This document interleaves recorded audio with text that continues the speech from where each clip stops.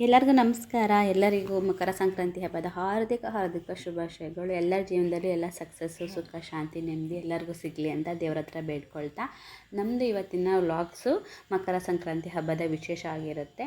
ನಾವಿವತ್ತೇನು plan ಅಂದರೆ, ನಾವು 3 ಡೇಸಿಂದ ಧನುರ್ಮಾಸ start ಮಾಡಿರೋದ್ರಿಂದ ಬೇಗ ಚಾರ್ವಿ ಎದ್ದೊಳ್ತಾಳೆ ಅಂತ ಹೇಳಿಬಿಟ್ಟು ನಾನು ಮುಂಚೆಯಿಂದನೇ ಸ್ಟಾರ್ಟ್ ಮಾಡಿಲ್ಲ. 3 ಡೇಸಿಂದನೇ ಇದು ಧನುರ್ಮಾಸ ಪೂಜೆಯನ್ನು ಸ್ಟಾರ್ಟ್ ಮಾಡಿದ್ದು.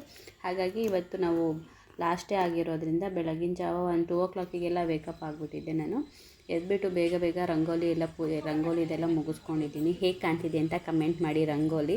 ಹಾಗೆ ನೈಟಿಂದನೇ ಸ್ಟಾರ್ಟ್ ಮಾಡ್ಕೊಂಡಿದ್ವಿ ಎಲ್ಲ ಕ್ಲೀನಿಂಗು ಎಲ್ಲ. ಆಮೇಲೆ ಗಂಡಸು ಮತ್ತು ಅವರೆಕಾಯಿ ಕಡಲೆಕಾಯಿ ಎಲ್ಲ ಬೇಯಿಸ್ಕೊಂಡೆ. ಇವತ್ತು ಬೆಳಗಿನ ಜಾವನೇ ಸಹ ಸಾಂಬಾರು ಮಾಡಿದ್ದೀನಿ. ಯಾಕಂದರೆ ನಮಗೆ ಬೆಳಗ್ಗೆಯಿಂದ ಸ್ವಲ್ಪ ಏನಾದ್ರು ಆಚೆ ಹೋಗೋಣ, ದೇವಸ್ಥಾನಗಳಿಗೆ ಹೋಗೋಣ ಅಂತ ಪ್ಲ್ಯಾನ್ ಇದೆ. ಹಾಗಾಗಿ ಬೇಗನೇನು ಸಹ ಅಡುಗೆ ಕೆಲಸನೂ ಸಾಂಬಾರು ಸಹ ಮಾಡಿಟ್ಬಿಟ್ಟಿದ್ದೆ ಬೆಳಗ್ಗೆ ಬೇಗ ಇದ್ದಾಗಲೇ.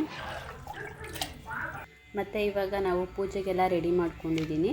ಪೂಜೆಗೆಲ್ಲ ರೆಡಿ ಮಾಡಿಕೊಂಡು ಮನೆ ಮುಂದೆ ಒಂದು ತುಳಸಿ ಗಿಡ ಇದೆ. ತುಳಸಿ ಗಿಡ ಮತ್ತು ಬಾಗಿಲು ಪೂಜೆ ಮತ್ತು ದೇವ್ರ ಪೂಜೆನೂ ಸಹ ಮುಗಿಸ್ಕೊಂಡ್ಬಿಟ್ಟು ನಾವು ಮತ್ತೆ ಧನುರ್ಮಾಸಗೆ ಅಂತ ಹೇಳಿಬಿಟ್ಟು ಊರೊಳಗಡೆ ಇರೋಂತಹ ದೇವಸ್ಥಾನಗಳಿಗೆಲ್ಲ ಹೋಗ್ಬಿಟ್ಟು ಬಂದೆ. ಅದು ವೀಡಿಯೋ ಕ್ಲಿಪ್ ಮಾಡೋಕ್ಕಾಗಿಲ್ಲ. ಇದು ಮನೇಲಿ ಮಾತ್ರ ಪೂಜೆ ಮಾಡಿರುವಂಥದ್ದು. ನಂತರ ಫೋಟೋ ಸೆಷನ್ ನಡೀತಾ ಇತ್ತು. ನೇಹಾ ಇವಾಗ ತಾನೇ ಎದ್ಬಿಟ್ಟು ಇವಾಗ ಸ್ನಾನ ಮಾಡ್ಕೊಂಡಿದ್ದಾಳೆ. ಇನ್ನು ಚಾರ್ವಿನೂ ಸಹ ಇವಾಗ ರೆಡಿ ಮಾಡ್ತಾಯಿದ್ದೀನಿ. ಈಗ ದೇವಸ್ಥಾನಗಳಿಗೆಲ್ಲ ಇವ್ರನ್ನೆಲ್ಲ ಕರ್ಕೊಂಡು ಹೋಗಿ ಬರಬೇಕು.